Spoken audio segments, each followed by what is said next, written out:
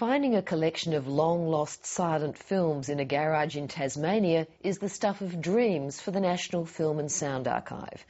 The archive has saved and restored more than 130 films made at the turn of the 20th century, including some of the oldest surviving footage shot on the streets of Perth and London. Rebecca Bailey reports on a celluloid treasure trove called the Corrick collection, back on the silver screen after more than a century.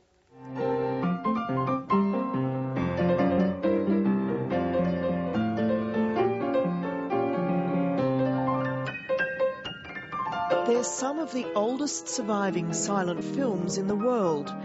And for the first time in more than a century, these snippets of cinematic history are once again delighting Australian audiences.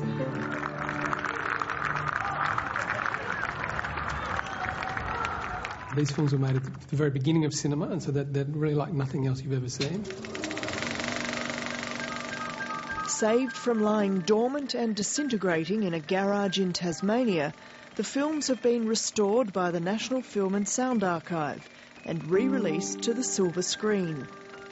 The world audience is literally, hungering for what's going to come next. Some of the films have been thought to be lost in the rest of the world. Some of them are in better condition than any other copies around the world, and some of them are just so lovely. People just melt when they see them. This one is going to be one of the main highlights in the program. Film curator at the National Film and Sound Archive, Meg Labram, describes the collection as a treasure trove of films from countries including Australia, England, America and France. The films are fabulous because they're not only black and white, they're stenciled colour, and that means that the films were actually frame by frame coloured. They're mad. I mean, if you look at them, you think somebody maybe was indulging in something not quite natural.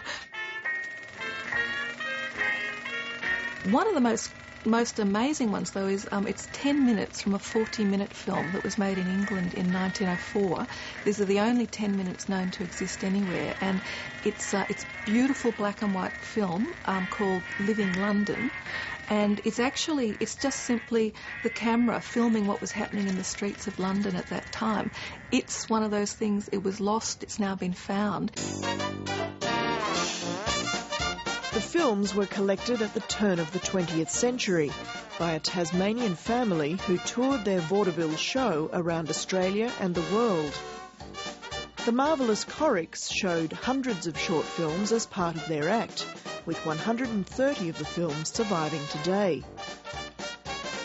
Other companies were starting to advertise films will be shown at the theatre that night. Well, competition was something that the Corricks had to be extremely wary of. My father there with the camera. John Couric is the son of Leonard Couric, who was the only boy of 8 children in the original troupe. Leonard was the family's film projectionist and cameraman. My father took street scenes in Perth.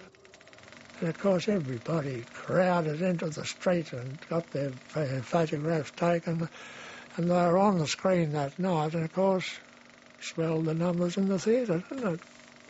So that was a gimmick to get their numbers up. It's a rarity. It's something that everybody's always on the hunt for. The Perth footage is thought to be one of the earliest records of life on the streets there. The marvellous Corricks disbanded in 1914, with their highly flammable film collection ultimately ending up in John Couric's garage. That was about 10 miles of nitrate film stored in the garage, some of it without cans, just in a tin and into the open.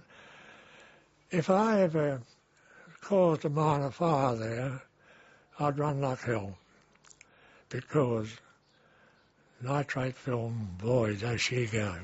It's like an Aladdin's lamp, every box that you open releases a new genie into the world, and that is a great gift. Can you try going into feet first, like Australia? Like that?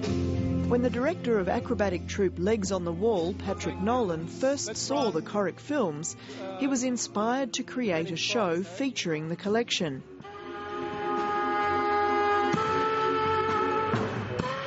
You feel very privileged, I guess, in terms of being able to work with these people who are now, of course, are all ghosts. The films themselves have such a bizarre, crazy energy, and that's great to be around. You get a huge thrill. I mean, as someone who loves films, I love to be in the audience and actually see them come alive again. I love to hear the audiences respond. And also I love to see now that the films are starting to inspire something new. For John Couric, the restoration and rebirth of his family's heritage is a tribute to the marvellous Corricks, who were an act ahead of their time. To think that such a wonderful collection of old silent film has been made available to people today. It's marvellous. That's when you bear in mind their first show about 1902 is 108 years ago, isn't it? A long time ago. Long before my time.